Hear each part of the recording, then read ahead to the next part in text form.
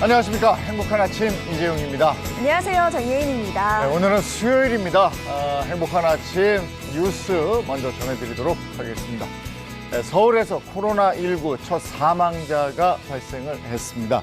사망자는 대규모 집단 감염이 발생한 서울 구로구 콜센터 직원의 가족인데 사망자 A씨는 폐암으로 일을 못해서 집에서 투병 생활 중이었다고 합니다. 생계를 책임지던 아내는 구로구 콜센터에서 일하던 중에 코로나19에 감염이 됐고 남편 A씨와 두 자녀가 잇따라 확진 판정을 받은 거고요. 이에 지역 관계자는 가족 모두 코로나19 확진 판정을 받기도 해서 장례식을 할 수 없는 상황이라고 설명하면서 생활비 지원 등 방법을 알아보고 있다, 이렇게 전했습니다.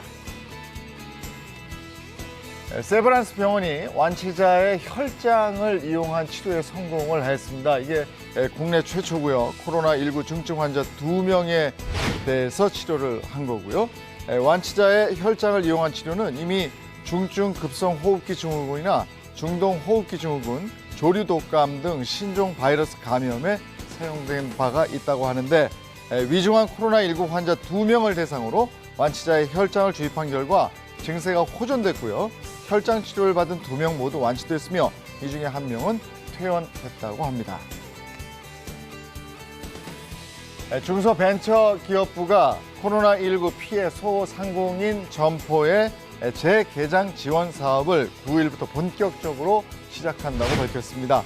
지원 대상은 확진자 방문 점포나 사업주가 확진을 받은 점포, 휴업 점포 등 모두 19만 개 소상공인 점포인데 이들 점포에는 재개장에 필요한 재료비, 홍보 마케팅비, 공과금 및 관리비 등 최대 300만 원이 지원되고요. 특히 코로나19 피해가 가장 큰 대구와 경산 등 특별 재난지역 내 소상공인 점포 약 17만 곳부터 우선 지원할 계획입니다. 네, 이어서 오늘 날씨 전해드리겠습니다. 오늘 전국의 하늘 표정 맑고 깨끗할 것으로 보입니다. 미세먼지 걱정도 없어서요. 오늘 전국 대부분 지역의 미세먼지 농도 보통 수준 나타내겠습니다. 다만 대기 건조 지속될 것으로 보이는데요. 전국 곳곳에 건조특보가 내려진 가운데 오전까지 서해안과 남해안을 중심으로 바람도 강하게 불겠습니다. 오늘도 산불 등 대형 화재 사고에 유의해 주셔야겠습니다. 한편 강원 동해안 지역을 중심으로는 구름이 많이 지나겠고요. 오전까지 산발적으로 빗방울 떨어지기도 하겠습니다. 이어서 오늘 기온 보시면 오늘도 포근한 봄 날씨 이어집니다. 오늘 아침 최저 기온 영하 1도에서 영상 9도선 나타내겠고요. 한낮 최고 기온은 12도에서 19도 예상됩니다. 당분간 낮과 밤의 일교차가 10도 이상 크게 벌어지는 환절기 계속되니까요. 건강관리 잘해주셔야겠습니다. 네, 오늘은 4월 8일 수요일이고요. 행복한 아침 지금 시작합니다.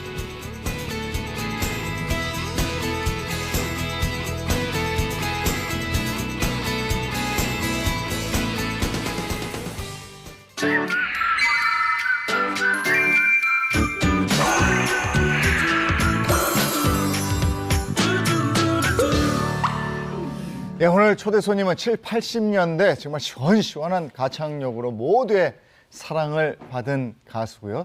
그때 이렇게 댄스 가수의 면모도 보여줬었고 아마 디스코의 여왕이었다 이러면 다들 아실 겁니다. 여러분 좋아하시는 이은하 씨입니다. 어서 오세요.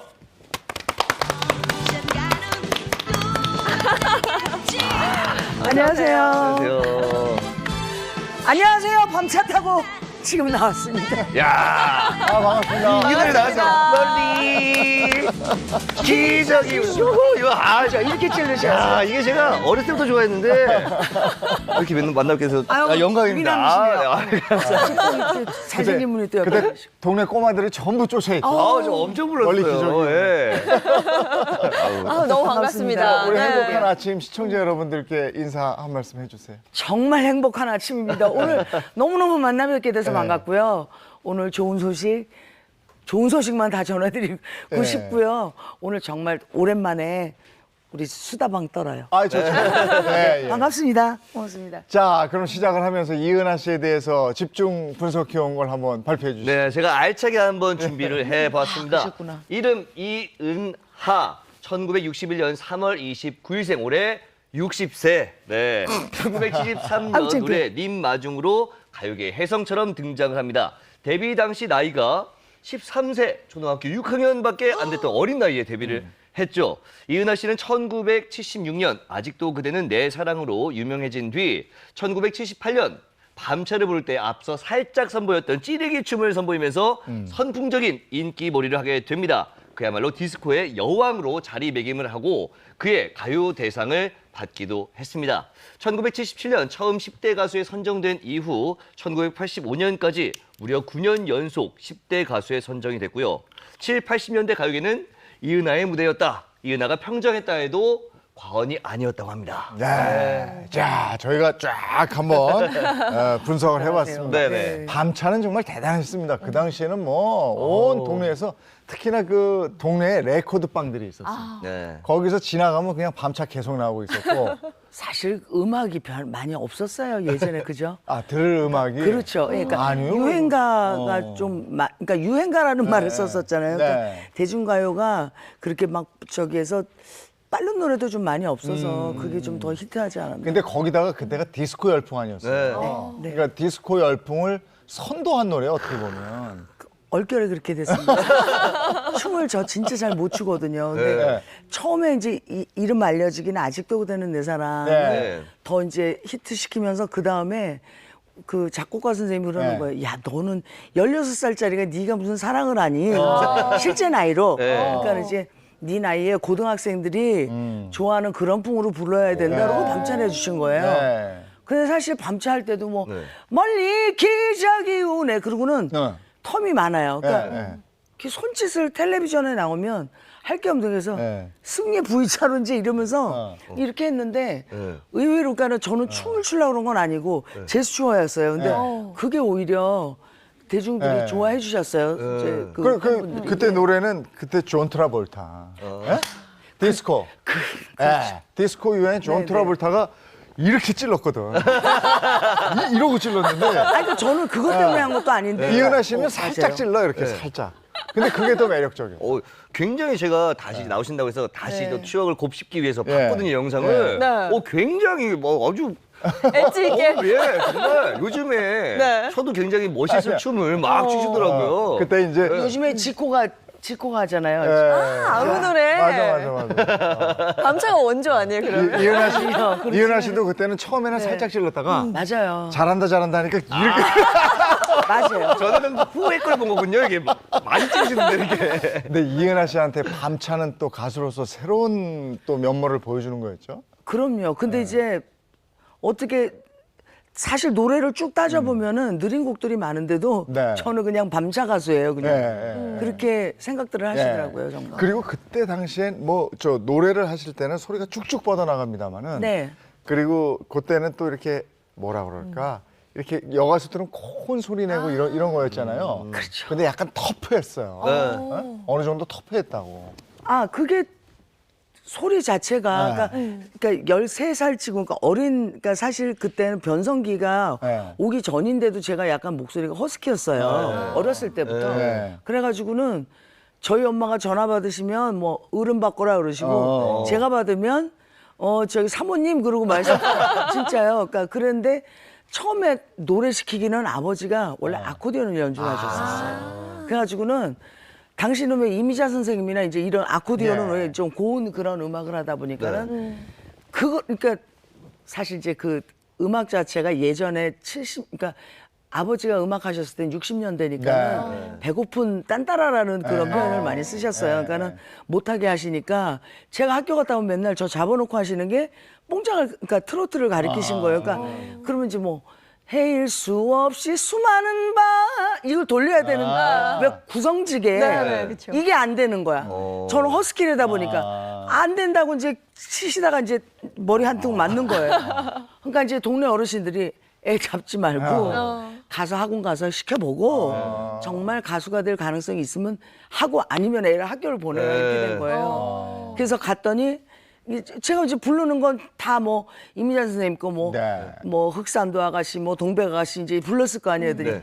얘는 이과가 아니라는 거예요. 이미자 씨과가 아니라 김추자 씨과라는 거예요.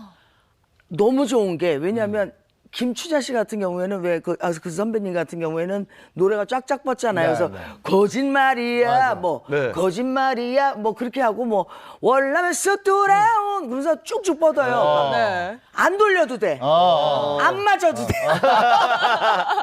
그래가지고 네. 그 처음에 찾아가 이제 그 김준규 선생님이라고 네. 그 선생님이 얘는 김추자 씨과다. 그러니까 얘는 그러니까 스트레이트로 노래를 이렇게 뻗는 그렇죠. 그런 식으로 노래를 해야 멋있다라고 해서 그렇게 길이 갈라지면서 제 길은 이제 그렇게 그렇구나. 된 거죠. 근데 시작은 아직도나 아버지한테 밤차가 나오게 된 거죠. 네. 영향은 아버지한테 좀 받았고. 당연히 네, 아버지가 네. 계속 연습을 시켜주셨는데 이제 네.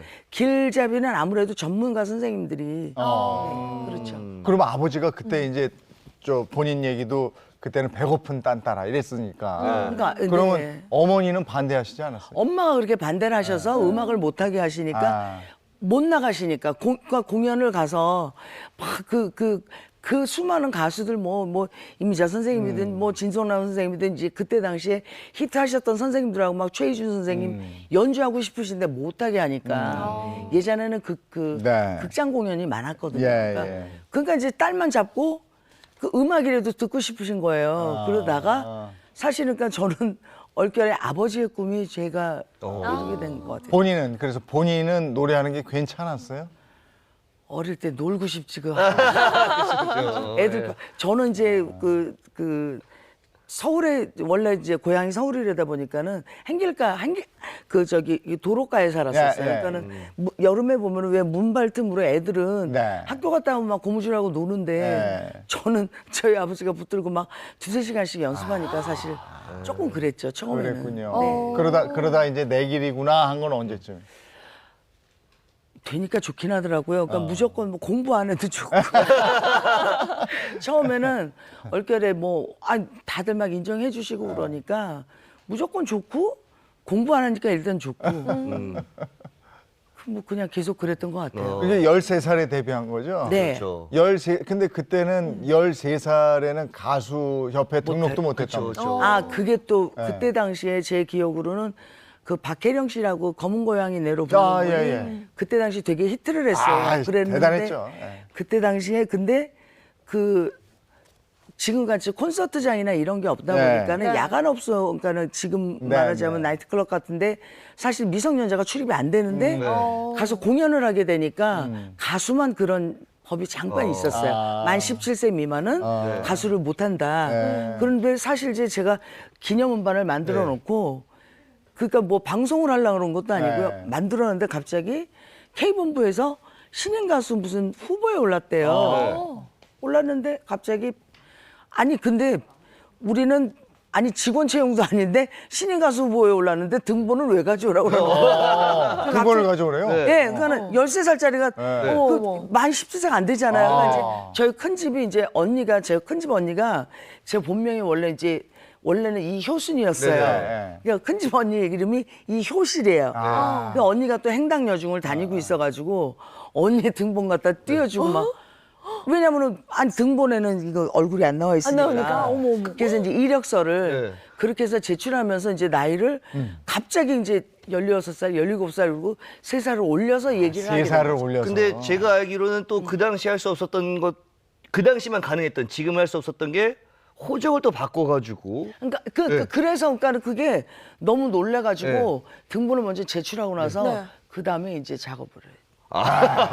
등본 제출하고 나서 이제는 나이를 바꿨는데 그냥 넘어갈 수 없으니까 호적까지 이렇게. 근데 이거 안 되는 건데. 이게 사실 범죄이긴 한데 왜 그 범죄이긴 당시에만 하죠? 네. 가능했던. 여보세요. 네네. 30년 지난 거 자꾸. 네네. 그러니까 얼마나 가수의 꿈을 가지고. 네, 지금은 뭐 13살도 가수 할 수 있지만. 그때는 그 어느 정도 허술했네. 이게, 그러네요. 네? 이게 그런 바뀌고. 얘기죠, 네. 예. 이걸 그래, 살짝 바꿔서 그러면 데뷔까지. 그렇죠. 그러니까 3살 위의 나이로 사셨네. 그러니까요. 그렇죠. 예. 한 30년 이상을 그렇게 살았죠. 그거 저 없이. 친구 관계도 애매해졌겠는데요. 그러니까 초등학교 이제 저희 동창들만 아는 그 이제 비밀이고 네. 나머지는 이제 그 사회에서 만난 네. 그 이제 가수들하고 이제 그렇게 지내다 보니까 30몇 년을 그러니까 워낙 일찍 나왔잖아요. 그러니까 당연히 어떤 분은 제가 그거보다 더 많은지 아세요. 그래서 지금 뭐 이제 아직 생일 안 지났어요. 음력으로 59예요. 근데 이제 아니요. 60 한 중반으로 아시는 분들이 많아요. 왜냐하면 저를 좋아해 주셨던 분들이 그러다 보니까 그것도 제가 속이는 걸로 생각을 하시고. 아니 그래서 지금 같았으면 네. 나이 그렇게 속였으면 그 중학교 동창이나 이런 친구들이 SNS 네, 바로 다 올라가죠. 올려요. 맞아요. 이은아 네. 몇 살인지 아니? 막 아니 근데 보통은 이제 좀 내려서 하는 건 좀 있어도 올리다 보면 좀 맞아요. 속상할 것 같아요. 그러게. 아니 그래가지고는 네. 왔는데 이제 30몇 년을 뭐 어떻게 보면요 저한테 내 친구인데도 언니라고 그랬던 애들 네, 있죠. 몇 명 이제 이렇게 그게 동성끼리는 이해가 잘 안 돼요. 이성끼리는 예를 들어서 그렇지. 뭐 이재용 씨랑 저랑 네. 뭐 이렇게 친구를 했다가 뭐 네. 오빠라고 할 수가 있는데 네, 네. 이게 이성끼리 왜 남자들도 왜 남자끼리는 야, 나 맞아요. 빠른 학번이야 뭐 맞아요. 그 이제 여자들 몇 명이 이제 좀 그런 게 있었어요. 그래서 네. 뭐 예를 들어서 뭐 노사연 씨 같은 경우는 네. 이제 언니로 바꿨고 언니로 바꿨어요? 이제 나이 차이가 있으니까 언니로 바꿨고 네. 그다음에 또 뭐 그냥 친구하는 뭐 김보연 씨 같은 경우에는 어떻게 그 물어봤어요. 어떻게 40년을 친구했으니까 친구할래 말래 했더니 야 친구가 친구지 뭐 이러는 경우도 있고. 네. 그러면 그렇게 바꾸고 살았을 그 당시에는 네. 조금 그랬겠네, 그죠? 아니, 근데 사실 괜찮았어요? 당당했어요? 그게 아니라 그러니까 왜 직업 나이가 있잖아요. 워낙 제가 오래되다 보니까 어떤 분들은 사실은요 지금 이렇게 말씀을 드려도 속인다고 생각을 하시는 거예요. 지가 나이가 먹으니까 이렇게 낮춘다고. 그렇게 생각을 하시는 분들이 계시더라고요. 지금도. 그러면 법적으로 호적 정정은 다 끝났어요? 그러니까 그게 한 10년 전에 그러니까 네. 아는 동생이 그렇게 권유를 한 거예요. 누나 이제 좀 있으면 50대니까 네. 누나 나이를 찾아라. 그래서 저는 서류상으로만 대충 먼저 그렇게 고쳤으니까 네. 그렇게 되는 건 줄 알았더니 이거는 한 번 고쳤던 거를 네. 다시 재정정 들어가니까는요. 네. 이 치아 검사, 학교, 그다음에 것까지 다. 그럼요. 그다음에 친구들한테 이 그 확인서까지 다 그때 당시 이제 초등학생 네. 저 초등학교까지 갔었어요. 그래서 엄청 복잡했네요. 그 과정이. 복잡할 정도가 아니라 한 3년 이상 걸렸었죠. 네. 아니 근데 이 나이 가지고 우리나라가 이제 점점 복지국가로 가면서 복지 네. 정책 같은 게 나이로 관계가 되고 그렇죠. 네. 직장인 같은 경우에는 이게 저 정년하고도 관계가 있고 그렇기 막 때문에 이래요. 그렇죠, 그렇죠. 네. 굉장히 중요해. 나이가. 그리고 3년이면 어때요? 그 3년이면 그죠. 네. 65세면 지하철이 공짜인데 맞습니다. 각종 그게 있어서 그래 그 한참 그러면 고치는 데는 몇 년 걸리지 않아요? 3년. 3년. 그러니까 한 3년 걸렸어. 3년 이상 걸린 거예요. 그래가지고 그렇다니까. 그러면서 출입 기자분들이 얘가 실제가 이렇대 이러고 또 쓰시니까는 이게 사실은 제 주민등록증만 네. 고치면 돼요. 그죠? 그러고는 그냥 네. 가만히 있으면은 있었어 그러고 네. 그냥 지내면 되는데 그쵸, 그쵸. 신문에 하다 보니까는 너 어리다며 이러고 나오니까. 주변에서 그렇죠. 그러니까 결국은 그러니까 남자 가수분들은 좀 이해가 되고, 그러니까 네. 괜찮아. 그러니까 네. 그러잖아요. 그러니까 그 이성끼리는 그러니까 애교로 봐주는데 네. 동성은 안 되죠. 네. 야, 그래서 이제 13살에 데뷔를 해서 네. 지금 가수 활동을 한 지가 47년 거의 50년. 아니요, 43년이죠. 43년 아니, 됐어요? 73년도에 데뷔했어요. 몇 년 됐지? 73년이면 47년이 네, 맞죠. 47년. 그러네, 47년이네요. 47년이 맞아요. 그렇구나. 그러니까 지금 난 내 나이가 47인지. 13 더하기 47은 네. 60 이렇게 되는 거예요. 네. 아이고 네. 그 디바가 이제 그 어느덧 그렇게 네. 됐어요. 그러게요. 그러면서 지금 47년을 종합하는 종합함 앨범이 또 나왔다고. 네, 맞습니다. 맞습니다. 네. 명 세션 연주자들이 대거 참여하고 스트링 사운드까지 가세시키는 등 다채로운 시도를 하다 보니까 시간이 좀 오래 걸렸어요. 그죠? 한 3년 넘는 기간이 네네. 걸렸다고 하는데 이번에 또 하나 주목할 점이 있습니다. 바로 당신께만이라는 곡인데요. 이은하 씨가 굉장히 거친 목소리, 시원시원한 목소리로 원래 노래를 불러왔는데 이번에는 트로트 장르를 좀 불렀다고 합니다. 이 거친 목소리, 시원시원한 목소리에 트로트가 만나서 그 깊이와 호소력이 더욱더 깊어졌다. 이런 호평을 받고 있습니다. 깊이와 호소력까지 아주 깊어졌다. 깊어졌다. 네. 기대가 되는데 좀 한번 듣고 싶은데요. 듣고 싶으세요? 네. 그럼요. 뭘 듣고 싶으세요? 당신께만. 자, 그럼 이 자리에서 당신께만 청해 듣도록 그럼 하겠습니다. 볼까요? 네네. 박수. 마이크 없지. 그 이야기 너무나 고와 내 맘속에 감추었지 먼 당신만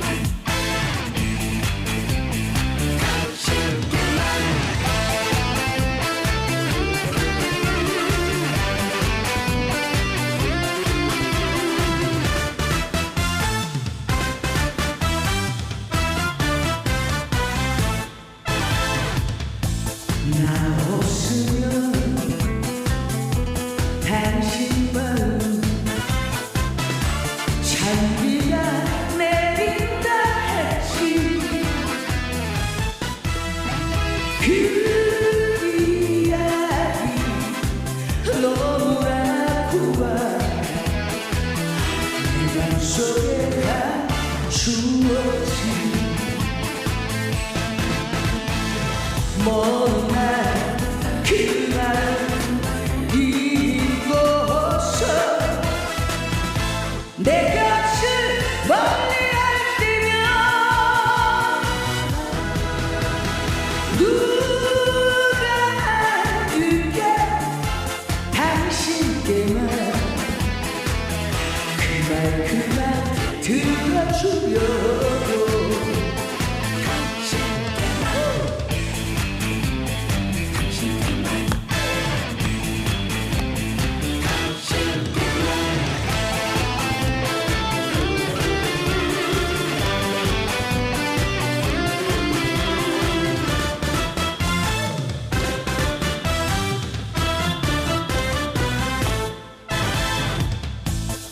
사랑이란 마음속에 영원한 꽃이라지만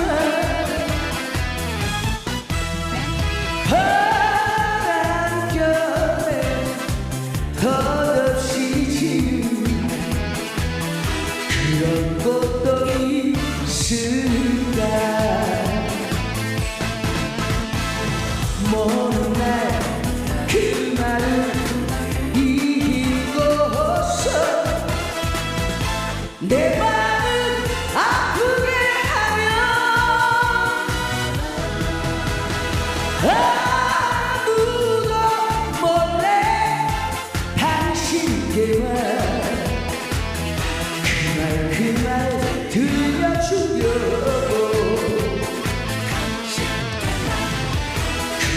그 말 들려주려고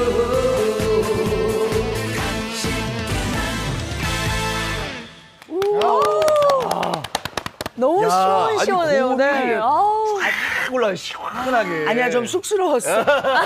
쑥스러웠어. 아니, 여기서 좀 부르려면 쑥스럽긴 할 거예요. 가수분들이 앞에 쫙 관중이 있어야 되는데. 그렇죠. 네. 아니 거기다가 사실 네. 이제 트로트를 네. 전 장르를 이제 사실 이 노래가 40년 전에 나왔던 곡이에요. 아, 그래요? 근데 굉장히 좋아해 주셔서 근데 저는 트로트를 안 불러가지고는 네. 40년 동안 제가 안 불렀는데 네. 계속 유튜브나 이런 데 떠 있는 거예요. 그래서 불러달라고 너무 요청을 하셔서 네. 이제 예전에는 이제 이런 식으로 안 불렀는데 이제 트로트 장르로 해서 네. 다시 이제 새롭게 부른 거죠. 그러다 보니까 네. 이게 되게 쑥스러운 거예요.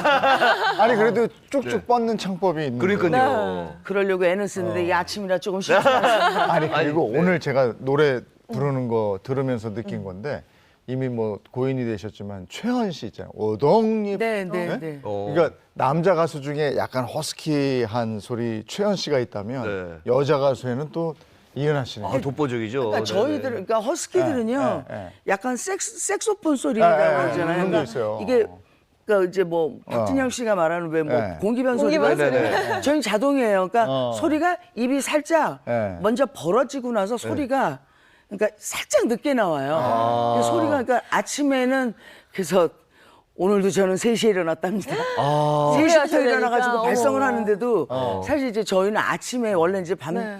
그러니까 나이트를 일을 많이 했었는데도 습관이 안 바뀌는 거예요. 그렇지. 아침에 일어나서 노래하시 힘든데도 어렵죠. 그냥 네. 쭉쭉 뻗어난 이 소리 나와서. 아침에. 그래가지고 예. 행복한 아침 하려다 네. 보니까 2시부터 일어났다. 뭐 이러니까. 이게 예전에 아까도 말씀하셨지만 검은 고양이 네로 같은 경우는 네. 검은 고양이 네 이러면서 이렇게 좀 애 목소리면서 아니 그때 당시 그 친구 그랬어요. 그죠? 아니 그 나이였고요.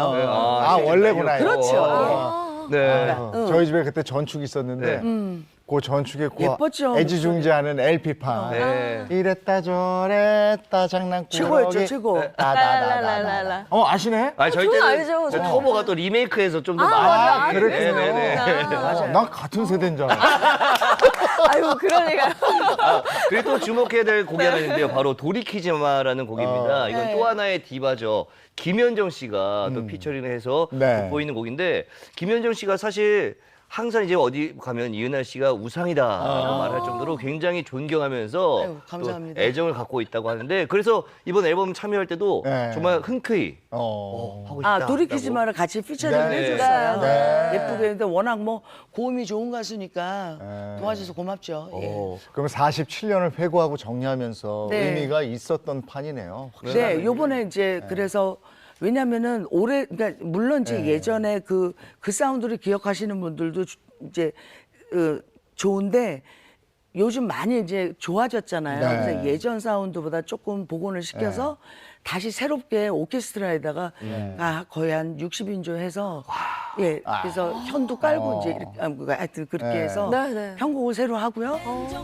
뭐 밤차 같은 경우에도 조금 뭐 랩하는 친구들이 도와주고 있죠. 사실 지금 나가고 있습니다. 이게 지금 이제 피처링 해준 돌이키지 마라는. 예. 어. 그러니까 김현정 씨도 같이 네, 네. 이제 듀엣 같이 이렇게 불러주고. 어.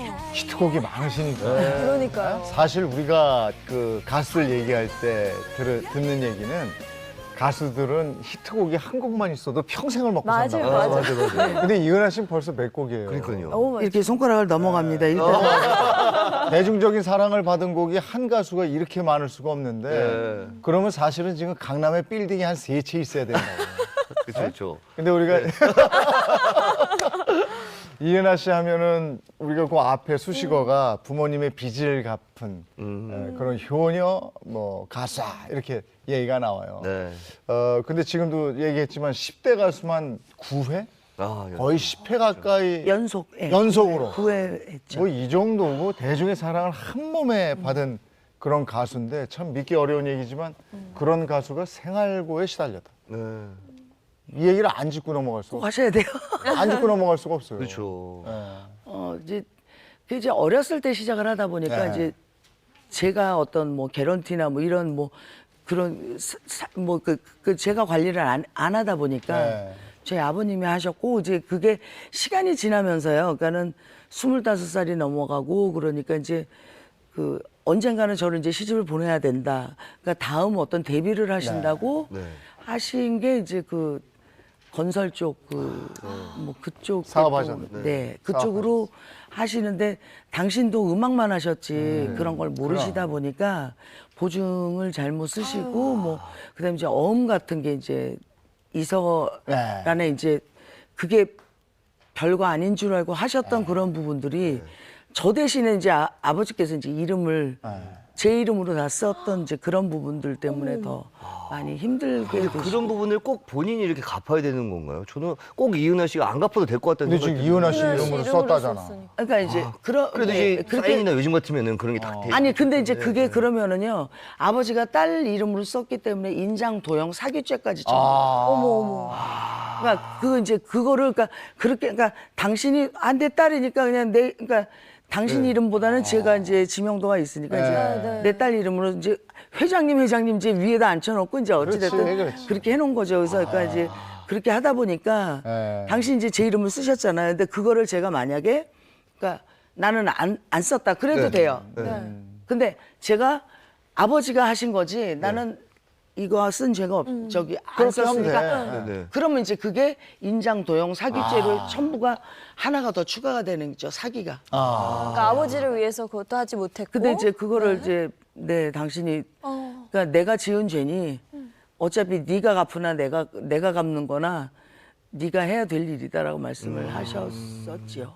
그래서 빚이 다 넘어온 거네요. 네가 갚아라 이러셨구나. 근데 이제 그때 당시에는 어떤 법이나 이런 게 이제 저도 약하고 솔직히 뭐 13살부터 노래했으니 뭐 제가 뭐 그렇죠. 그런 이제 그럼요. 룰 같은 네. 걸 잘 모르니까는 의지할 데도 없고 또 이제 그게 사람이 망한다 그러니까는요 정말 정말 희한하게 비쌌던 그러니까 왜 거의 건물인데도 네, 네. 거의 반 가격인데도 더 넘어가면 싸게 살려고 안 사는 거예요. 그러니까 나중에는 그러니까 저희 집을 얼마나 눈독을 들였었는지 네. 그때 당시 90년도 같은데 네. 그게 만약에 그러니까 6억에만 일단 낙찰을 봐도 그러니까 6억에만 누가 사갔어도 네. 한 5억으로 일단 어음 정리하고 나머지는 또 이제 갚아나가면 되는데 그거를 일부러 그러니까 안 하는 거야, 유찰될 때까지. 경매로 넘어갔네. 그래가지고 4억 7천부터 경매가 들어갔는데 더 웃기는 거는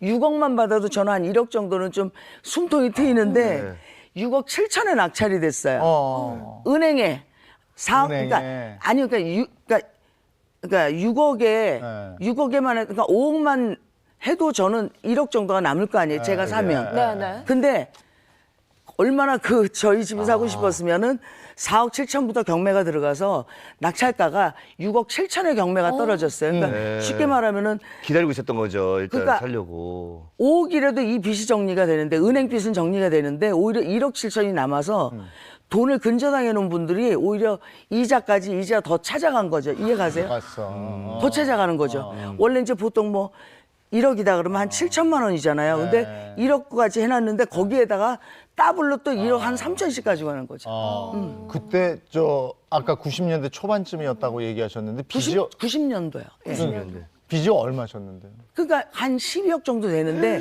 집 건물이 이제 그게 그랬던 거죠. 그때 당시에. 근데 이제 그렇게 되고 나머지는 이제 어음이 수시로 이제 돌아오는 거죠. 예전에 이제 그 당좌 같은 거는 바로 이거거든요. 그러니까 이제 뭐 그러니까 그런 게 하나씩 들어오면은 이게 이제 3일, 7일, 10일, 뭐 15일 이러면은 저는 돈 개념이 없는 거예요. 저는 돈 받아본 적이 없어서 아버지께서 맨날 용돈만 주셨지 전 몰랐거든요. 근데 무슨 금액이 장난이 아닌 거예요. 근데 막 뭐 예전에는 왜 집에 왜 뭐라 그러지? 딱지 붙고 있잖아요. 당연히 붙는데 저거 뭐지? 그 자동 녹음기요. 네. 거기다가 이제 협박 아니에요? 협박 같은 게 전화 그 응답하는. 핸드폰이 없었으니까. 없으니까. 그러면 녹음기에. 그때 그 돈 중에 사채까지 있었던 거예요?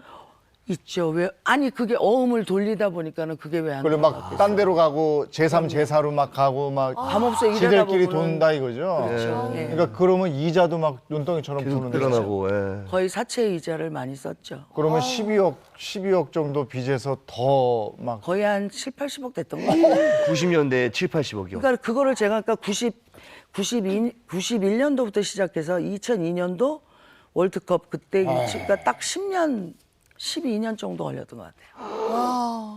그 빚을 다 갚아냈어요? 갚아내기는? 그럼 어떻게 해요? 와, 근데 그 많은 지금 같이요. 지금 같이 어떤 그런 뭐 이렇게 사람들이 이렇게 뭐 이렇게 이해해 주거나 뭐 아니면은 그런 법적으로 그런 게 많이 없었기 때문에 일단은 방송에 나오면은요 창피하니까는 그거를 쉬쉬한 거예요. 그렇죠. 그잖아요. 그러니까 알려버리겠다. 네, 그러니까. 그렇죠. 방송국에 찾아가겠다, 뭐 신문사에 알리겠다. 그게 저희한테는 가장 큰 핸디캡이었던 것 같아요. 협박도 계속 당하셨고. 그건 많죠. 근데 10년 만에 갚은 것도 참 대단한 것 같은데 어떠셨어요? 딱 갚았을 때 시원하게 또 속이 좀 시원했을 것 같기도 하고. 울었을 것 같아. 나 막 그냥 저 같으면 그냥 엉엉 울었을 것 같아. 마지막 잔금 딱 넣었을 때 기분이 어떨지가. 멍하던데요. 아무 생각 없이. 아무 생각. 아무 생각 없이. 너무 이제 치열하게 빚만 갚으면서 뭐 살았다 이런 인생으로 좀 되돌아봤을 것 같아요. 아무 생각 없죠. 네. 예. 그 과정에서 가족들은 뭐 사실 동생이 옆에서 정말 힘이 많이 돼줬고 네. 엄마 아버지는 뭐 그냥 거의 서울 분들 저희 아버지는 네. 이렇게 살짝 사고 치시면 이렇게 혼자 숨으세요. 좀 이렇게. 피하시는 스타일이시군요. 감당할 수가 없으니까. 엄마는 오히려 이제 막 이렇게 이제 감춰주려고 오히려 엄마는 애를 쓰시되 저희 아버지는 너무 당당하셔가지고 어떤 면에서 그런 아버지가 너무 밉거나 이러진 않았어요. 어쩌겠어요. 시작을 뭐 당신이 그러니까 좋으려고 시작했던 게 이제 그렇게 된 경우이기 때문에 그러니까 정말 친하던 사람도 이게 바뀌는 게 다 봤잖아요. 그러니까 그거를 뭐라고 그럼 뭐 어떻게 해요? 아버지한테 뭐 그렇다고 아버지 그러면 가서 계속 사세요. 뭐 저기 뭐 들어가서 사십시오. 감옥소 가서 사십시오 할 수도 없는 거고. 그러다 보니까는 제 탓이요는 하는데 그게 이제 속으로 썩는 거죠. 그럼 아버지도 딸한테 너무 미안하셨겠네요. 그렇죠. 뭐 미안하실까요? 오히려 그걸 그래서 더 표현- 당당하게 막 그러셨던 게 아닐까. 아버지가 그런 마음을 표현하거나 한 적은 없습니까? 원래 없으세요. 노래도 여지껏 한 번도 노래를 잘했다고 말씀을 하신 적도 없고. 예.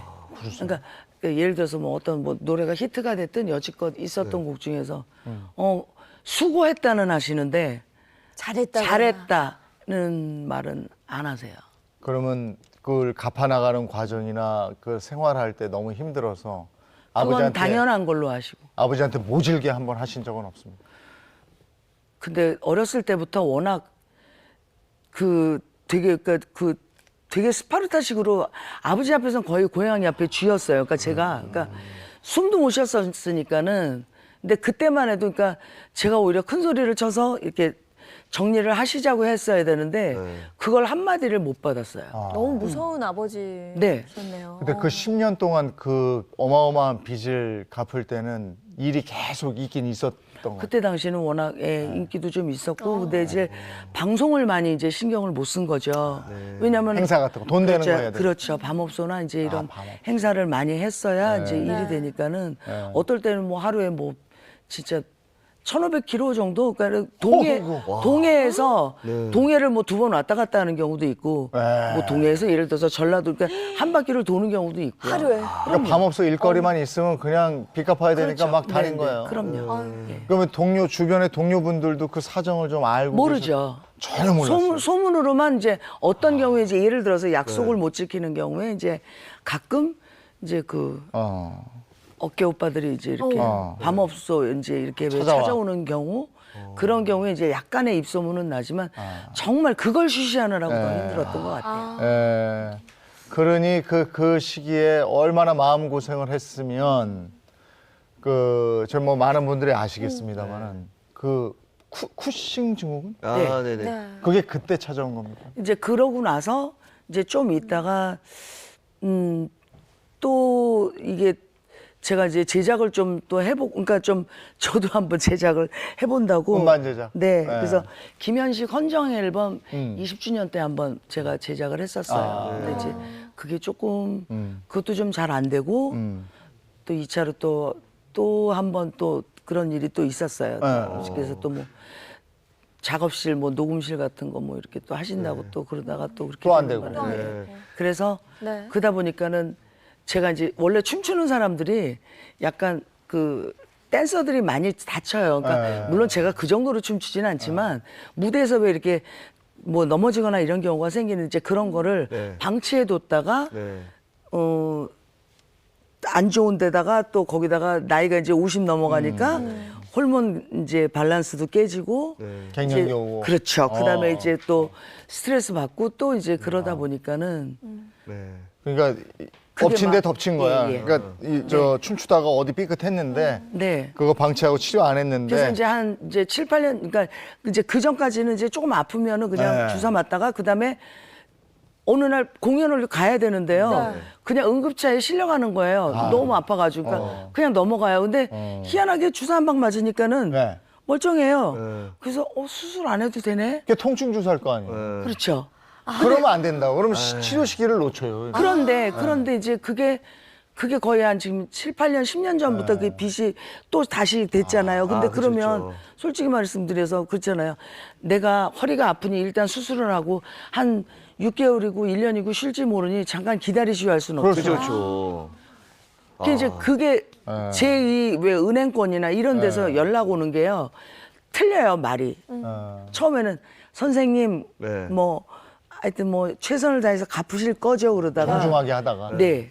그러다가 딱 그 파산 뭐 이렇게 해서 제가 이제 그게 딱 나오고 나니까는 뭐 밤길 조심하 뭐 말이 싹 바뀌네요. 말이 바뀌어요. 네. 지금 쿠싱증후군이 잠깐 나와서 어떤 질병인지 제가 잠깐 소개를 좀 드리면 이 신장, 좌우 신장 위에 한 쌍 있는 내분비 기관에 이 스테로이드 호르몬이 과도하게 분비되면서 생기는 질환이라고 해요.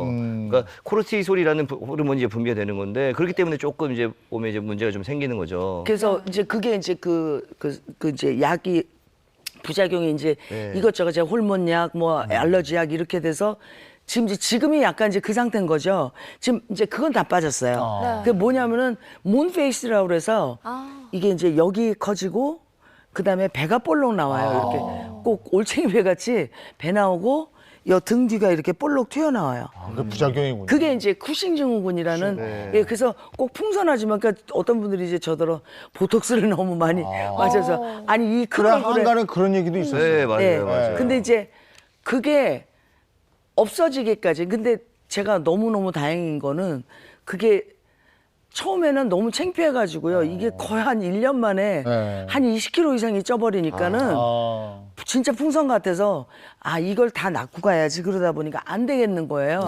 그래서 제가 사실은 아픕니다. 병은 아니라고 그랬잖아요. 예. 그래서 제가 아픕니다라고 말씀을 드리고 나니까 이해를 해주시더라고요. 이제 그러면서 이제 귀동냥으로 이제 의사 선생님들이 뭐 이것저것 처방을 많이 해주셨는데 쉽지가 않은 게 수술을 안 하고 계속 이제 통증을 이겨내면서 그러니까 예전에는 아프면 주사 먼저 아니면은 약 먼저 먹는데 지금은 정말 아프기 전까지는 안 먹는 걸로 지금 그 알려지고 나서 한 2년간을 그렇게 먹었어요. 근데 그게 쉽지는 않더라고요. 아픈데 그걸 참으면서 예, 약을 안 먹기도 그렇고 있는데 근데 그 약을 먹으면 또 부으니까 그래서 그게 온몸에 이제 다 빠져나간 게 지금 작년에 그러니까 이제 그 선생님 그러니까 한 군데를 병원을 몰았어요. 그러니까 왜냐면은 여기저기가 약을 그러니까 남용하게 되더라고요. 그러니까 그래서 약을 정리를 하고 그렇게 하면서 한 1년 반 정도를 그렇게 하니까 이제 그런 스테로이드 뭐 이런 거 쿠싱 증후군에 관한 그런 것들이 이제 다 빠져나갔어요. 작년에. 네. 그래서 빠져나가고 나니까 이제는 이제 뭐 밥을 조금 먹는다 그러면 그대로 이제 몸에 흡수가 돼서 이제 붓기가 좀 내리는 거죠. 그러니까 작년보다는 제가 좀 많이 좋아졌어요. 네네. 그게 지금 좋아 뭐 보이세요. 한 네. 17kg 이상 뺐는데도 30kg 이상 쪄놓으니까는 이게 답이 없더라고요, 정말. 그게 이제 올 들어서 지금 이제 빠지기 시작하고 그랬군요. 또 한 가지 다행인 거는 제가 그렇게 미련스럽게 버텼던 게 다행인 게 원래 허리가 이제 6번, 7번이 완전히 무너져서 네. 있었거든요. 네. 수술 안 하고 자연 치유로 붙었어요. 다행이네요. 그래서 지금 수술 안 하고 네. 다 나은 거예요. 그건 다행이고. 이제 살만 빼면 됩니다. 그러면 좀 가볍게 운동 같은 것도 하고 그러세요? 계속 걷는 걸 많이 해요. 그러니까 그렇지. 왜냐면 무리하면 안 되지. 예, 체중이 이제 갑자기 많이 나갔다가 이제 빠지는 중이기 때문에 이게 이제 저희가 이제 관절이 이제 올 때가 돼서 그래서 이제 일부러 조심하셔야 돼요. 예, 일부러 이제 산책을 좀 많이 하는 편이에요. 근데 요즘에 이제 코로나 때문에 이제 여의치는 않지만 그래도 걸으려고 애쓰죠. 네. 예. 그러면 혹시 같은 병으로 좀 마음고생 하고 계신 분들께 한마디 해주신다면, 네. 힘내세요. 저도 삽니다.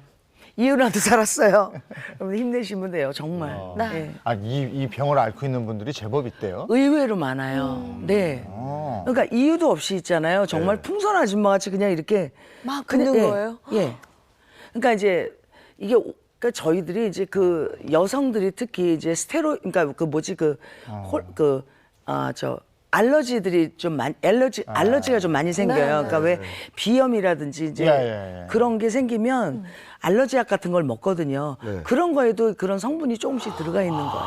그러니까 이게 호르몬 불균형의 네네네. 스트레스에 다 그것 때문에 생기는 거예요. 그래서 이제 또 네. 저 약은 스테로이드제를 먹는데 그게 또 또 부작용이 과도하게 생겨서 막 이렇게 되고 네. 그걸 또 빼내야 되고. 한 가지, 그러니까 약을 왜 한 가지만 먹으면 되는데 이 약 저 약 복합적으로 먹다 보니까 얘네들이 이제 부딪히는 거죠. 그러면 뭐 말로도 말이지만 저 이런 병을 앓고 있는 분들한테 힘을 실어주신다는 건 노래 한 곡도 들려주시는 거예요. 아, 그렇죠. 예? 네. 그 저 많은 분들이 좋아하는 노래 한 곡 들려주시면 더 힘이 될 테니까. 네, 많은 이번에 분들이 뭐 하나 좋아하고 할까? 저도 좋아하는 게 있는데요. 자, 미소를 띄우며 아, 좋지. 그 사람처럼. 그럴까요? 네, 이거 너무 좋아하거든요, 제가. 미소를 띄우며 나를 보낸 그 모습처럼. 역시. 예, 박수로 청합니다. 예. 그대 왜 나를 그냥 떠나가게 했나요? 이렇게 다시 후회할 줄 알았다면 아픈 시련 속에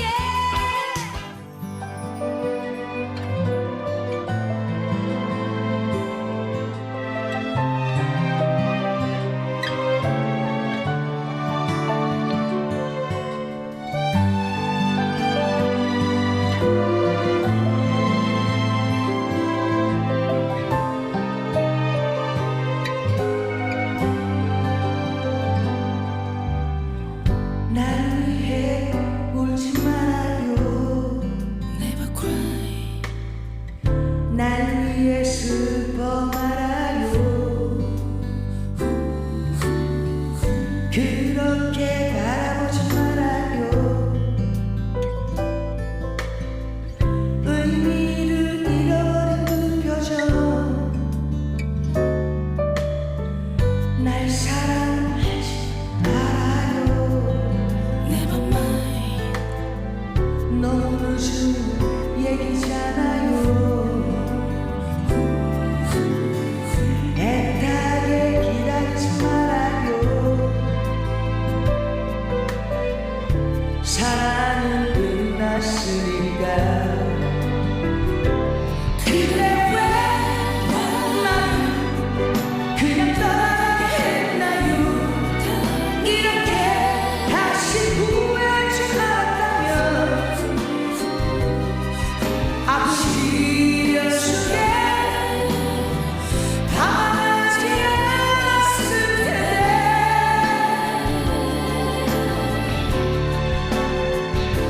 사랑은 이제 내게 남아있지 않아요. 아무런 느낌 가질 수 없어요. 미소를 띄우며 나를 보낸 그 모습처럼.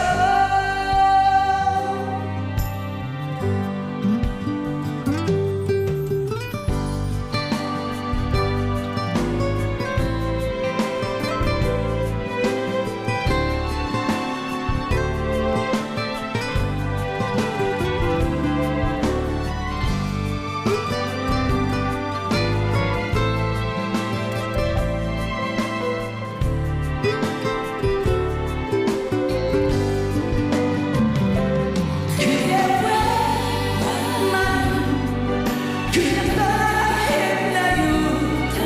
이렇게 다시 후회할 줄 알았다면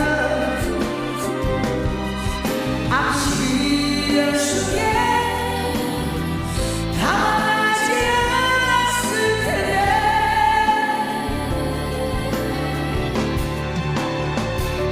사랑은 이제 내게 남아있지 않아요. 아무런 느낌 가질 수 없어요.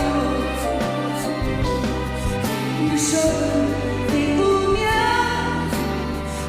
나를 보낸 그 모습처럼.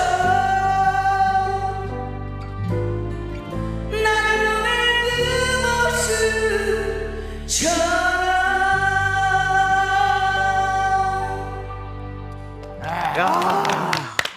아이고 힘들어. 야, 정말 그런 거 있잖아요. 아이고, 무대에 왜 이렇게 난입하잖아요. 가끔씩 팬들이 왜 난입하는지 알겠어요. 나가고 싶네. 막 가서 같이 노래 부르고 싶고. 아, 이게 몇 년도 노래죠? 이게 86년도예요. 아, 맞아. 4, 예, 5, 6 예. 딱 그때네. 예. 86년도에 고 장덕 씨 예. 살아 있었어도 사실 동갑이에요. 예. 그 친구가 이제 작곡을 해줬고 가사는 예. 제가 썼고 예. 그래가지고 어쩌고 저쩌고 해서 근데 정말 이 노래가 재밌는 게요.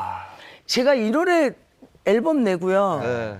10대 가수가 떨어졌어요. 그러니까 9년 연속을 하다가 10회를 못한 게 이 곡이에요. 그래요? 그래요? 아니 이게 공전의 히트곡인데. 네. 그런데 마지막에 지금 이제 효자 노릇이라는 게 이제 지금껏 후배들이 굉장히 많이 불러줬잖아요. 네, 너무 좋아요. 야, 이게 그때 있잖아요. 왜 물렸냐면 이게 86년도 제가요 전후에서 내가 이 노래로 내가 10관왕을 내가 네. 아. 그 M본부는 정말 기분 나빠. 아니 이거 희한하다. 아니, 왜 그랬냐면 이게 제가 10관왕을 한다고 정말 제가 혼장다고 네. 했는데 6월 달부터 PR을 시작을 했는데 10월쯤에요 사실은 정수라 씨가 난 내가 그러고 아, 그게 나왔구나. 그래가지고 뒤집혔어요. 아. 그래서 10대 가수도 떨어지고 하여튼 뭐 야, 이게 하여간 그때 다방에만 가면 이 음악이 나왔어요. 다방? 예. 제가 그때 이제 학교 방송국에 있을 때인데. 네네. 아침 방송, 그때도 아침 방송했어. 학교 방송, 아침 방송 끝나면 제가 그때 이 음악을 엄청 틀었어요. 그러니까요. 근데 그러니까 네. 이 곡이 정말 그러니까 그때 당시엔 정말 불효자식이었고 네. 지금은 효자예요. 네. 이게 짭짤합니다 이게. 지금 뭐 저작권료가? OST로 많이 나오잖아요. 드라마나 영화나 굉장히 많이 나오고. 리메이크가 많이 됐어요, 네, 리메이크도 많이 후배들이. 되고. 네. 네. 아니, 이게. 후배들이 가장 많이 많이 해줬어요. 불렀죠. 아니, 네. 다시 학생 때 된 것 같아. 그때 저도 그때 혼자 다방 가서 이 노래 들으면서 사연도 있고. 아, 정말 저 재조명이 때문에. 되다 보니까 아, 좋은 맞아요. 게 네. 네. 왜 봄비 같은 경우에는 봄비란 노래는요. 그러니까 이병헌 씨 신곡인지 아는 거 아시죠? 젊은 애들은 젊은 네. 친구들은 왜냐하면 노래방 가서 봄비를 부르면 아유. 저기 영화 배우 이병헌이 봄비란 노래를 신곡 냈나 보다 이렇게 생각하시거든요. 제 노래 봄비를. 네. 아니 그때 저 내부자들에서 나온 거. 제 후배 한 명이 실연의 아픔을 겪고 네. 있을 때인데 네. 학교 방송국에서 네. 스피커 2개를 자기 귀에다가 이렇게 내놓고 이 음악을 이렇게 뭐 진짜 그 생각이 막 나네요. 실연의 아픔을 아이고. 이기게 해준 노래네요. 잘 살고 있지 어쨌든. 자, 살게 예. 됩니다. 네. 근데 이제 그동안 제가 오늘 쭉 얘기를 들어보니까 이은하 씨의 인생이 너무 화려했는데 네. 그 이면에는 그냥 빚 갚느라고 살아온 인생이에요. 네네. 맞아요. 근데 이제부터는 이은하 씨의 인생이 있었으면 좋겠어서 네. 특별히 준비한 게 있어요. 그렇습니다. 제가 아 그래요? 뭐 하나 준비했는데요. 수많은 남성들의 마음을 울리고 훔쳐갔던 이은하 씨가 아직은 또 여러 가지 바쁜 일에 의해서 이혼이시라고 합니다. 그래서 준비했습니다. 과연 이은하의 이상형은 무엇인지 이상형 월드컵으로 알아보도록 하겠습니다. 아, 재밌겠다. 지금 속으로 네네. 나 이은하 좋아하는데라고 생각하시는 분들 많을 거예요. 끝까지 채널 고정해 주시면 되겠습니다. 그 스타일이 좀 어떻게 되세요? 이상형 스타일. 저는 일단 큰 남자가 좋아요. 큰 남자. 큰 남자? 아. 내가 크니까. 그래 그러면 서수남 씨네 서수남. 자, 그러면 네. 이은하 씨의 이상형을 찾으러 한번 떠나 볼까요? 좋습니다. 자, 일단 뭐 첫 판은 우리 가볍게 시작하잖아요. 네. 행복한 아침을 지키는 두 남자입니다. 항상 밝은 미소를 가지고 있는 스윗가이 이재용과 그리고 네. 행복한 미소를 갖고 있는 해피가이 김수현. 이재용 대 김수현. 아, 이거 재밌다. 자 어느 쪽 어느 쪽 어느 쪽. 어느 쪽? 이거 어떻게 해야 되나? 패스도 있어. 그러면 뭐 서로 다른 데 보고 있죠. 너무 쳐다보지 말고 패스도 딴데 보고 있어요. 계신다. 예. 일단 지나갑시다. 여기 패스, 지나가야 패스. 돼요. 여기 지날 거. 그러면 패스? 오케이. 패스니까 저는 개인적으로 저라고 생각하고 네. 다음으로 넘어가도록 하겠습니다. 이제부터가 진짜예요. 네, 해피가이 김수현과 모태 꽃미남. 제가 이분 말하면 좀 그런데 정우성과의 1대1 대결은요. 당연히 정우. 아 정우성. 당연히 정. 저도 괜찮거든요. 사진으로는요. 아니요, 잘생기셨어요. 잘생기셨는데 일단 키가 더 크잖아요. 그죠. 키 그리고 일단 네. 분위기가 있어야 돼. 네. 정우성 딱. 그러면 키 큰 분들끼리 갑니다. 네? 자, 그래요? 모태 꽃미남 정우성과 인간의 외모를 넘어선 도깨비 이거 공유. 너무 어렵다. 공유. 네. 난 그래도 키 크니까 정우성. 정우성. 공유 꽤 큰데. 자, 좋습니다. 아, 커요? 네, 꽤 커요. 얼굴이 작아서 근데. 자, 좋습니다. 다음 단계. 이번에도 꽤 크고 잘생긴 네. 두 분입니다. 모태 꽃미남 정우성 씨가 올라가고 있고요. 정우성 대 리정혁 동무. 후라이까지 마시라요. 그쵸? 네, 네, 현빈 씨입니다. 아, 현빈 씨요? 그래도 정우성. 정우성 원래 결정 났네, 골수 팬 결정. 아니신가요? 아니 예전보다 너무 연기도 무르익어지고 네. 너무 요즘 노력하는 게 너무 부록의 남자가 된 것 같아요. 좋습니다. 그럼 마지막 이제 진짜 이제 결승전입니다. 계속 치고 올라온 꽃미남 예. 정우성 씨가 있고요. 예. 그리고 요즘에 가장 핫한 가이 이태원 클래스가 다른 그 남자 박서준. 자, 정우성 대 박서준 결승전입니다. 갈아타야 되겠네. 네. 갈아타야 될 것 같아요. 역시 네네. 박세로이 쪽으로. 박세로이로 가네. 그렇죠. 박서준. 요즘 봤습니다. 아주 너무너무 우직한 남자. 네. 근데 얼굴이 조그만 게 얼굴이 너무 작아서 조금 아쉽긴 한데 그래도 정말 남자답더라고요. 아, 그러면 남자답고. 우직하고 네. 남자답고 키 그런 크고 얼굴은 남자죠. 작지 않은 스타일을 좋아하시는 거죠? 너무 내가 크니까.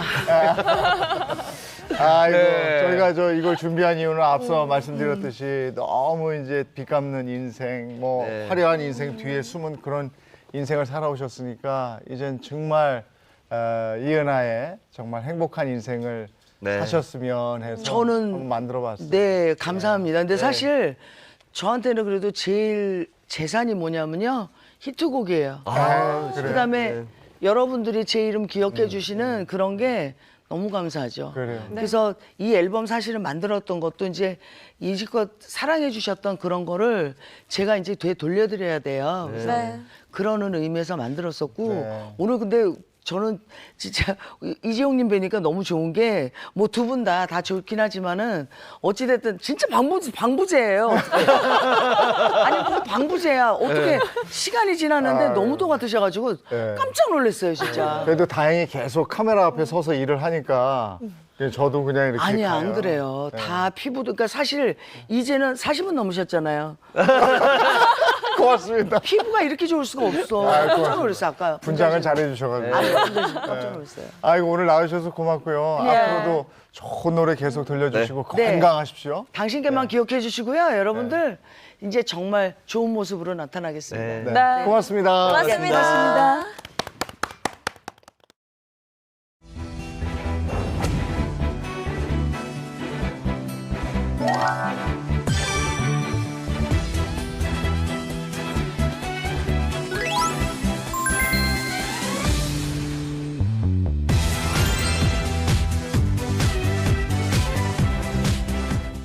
네, 이번에는 문화 연예계 소식 전해드리겠습니다. 최정아 연예 전문 기자 김소지 배우입니다. 어서 오세요. 안녕하세요. 네, 반갑습니다. 연예계 소식 짚어볼 텐데요.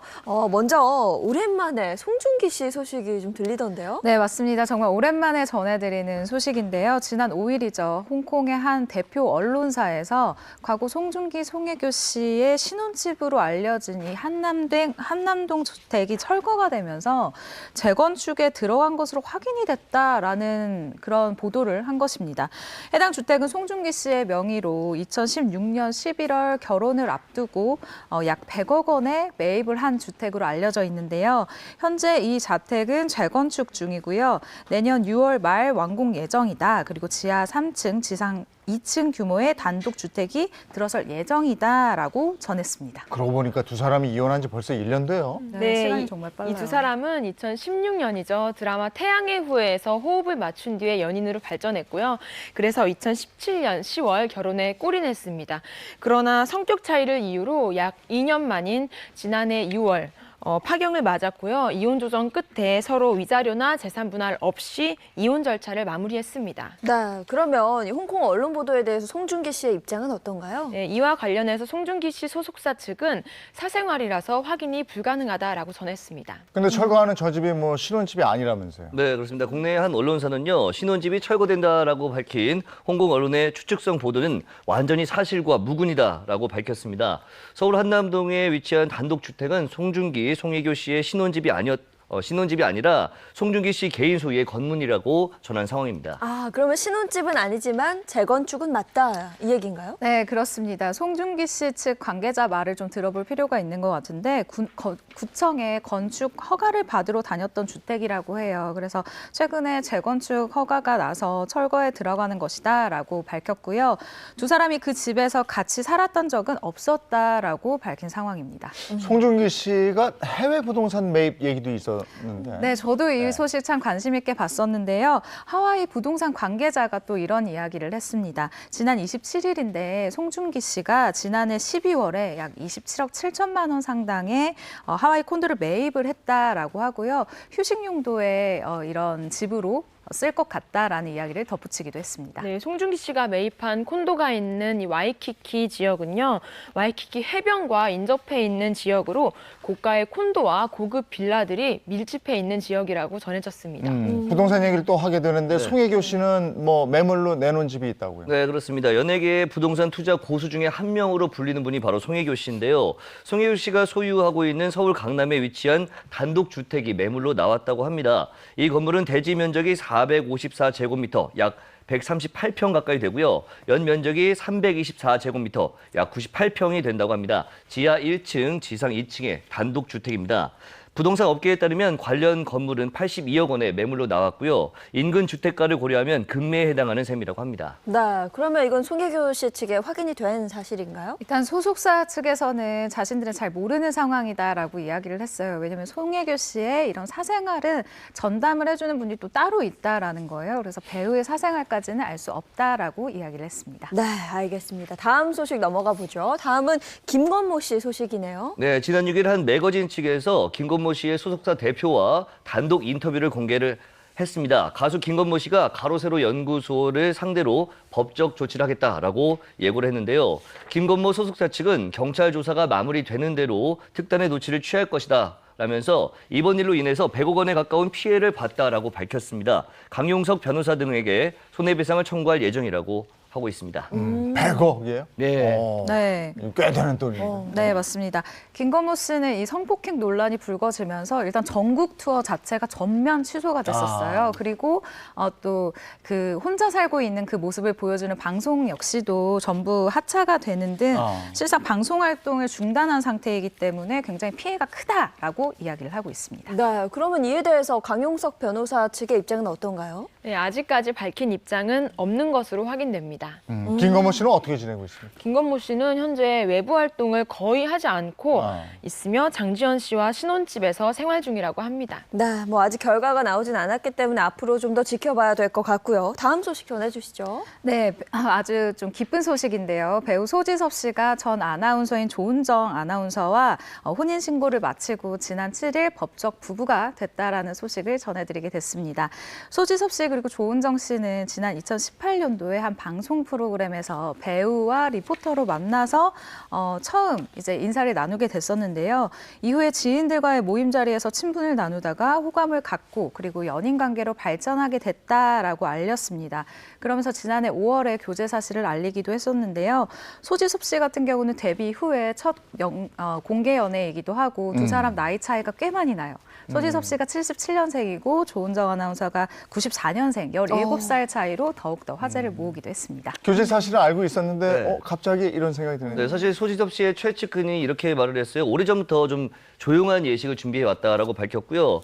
소지섭 씨의 소속사 측은 공식 입장을 내고 지난해 열애를 인정했던 두 사람이 서로에 대한 신뢰와 사랑을 바탕으로 평생의 동반자가 되기로 약속했다라고 전했습니다. 그러면 결혼식은 진행이 된 건가요? 어떻게 된 거죠? 네, 일생에서 가장 중요하고 행복한 순간을 조용히 간직하고 싶다는 소지섭 씨와 조은정 씨의 뜻에 따라서 식은 직계 가족들끼리 모여서 조용히 치렀다고 합니다. 소규모 비공개 예식이나 스몰 웨딩이 아니라 정말로 가족들끼리만 식사하면서 인사하는 것 정도로 마무리했다고 전해졌습니다. 별도의 또 다른 이유가 있었는 모양이죠? 네, 일단 모두가 어려움을 겪고 있는 이 시기에 좀 조금이나마 도움과 위로가 되고자 하는 그런 마음을 전했어요. 일단 5천만 원을 기부를 한 상황이고요. 이 5천만 원 같은 경우는 교육 취약계층 아동들에게 태블릿 PC 그리고 스마트 기기를 지원하는 것으로 식을 대신했다고 합니다. 그렇군요. 알겠습니다. 연예가 소식 오늘 여기까지 해야 되겠습니다. 고맙습니다. 고맙습니다. 감사합니다. 한 주에 또 가운데 와 있네요. 오늘 수요일입니다. 오늘도 활기차게 시작하시기 바랍니다. 네, 오늘도 힘내시고요. 저희는 내일 아침 8시 더욱 알찬 내용으로 돌아오겠습니다. 행복한 아침, 행복한 하루 되십시오. 고맙습니다. 고맙습니다.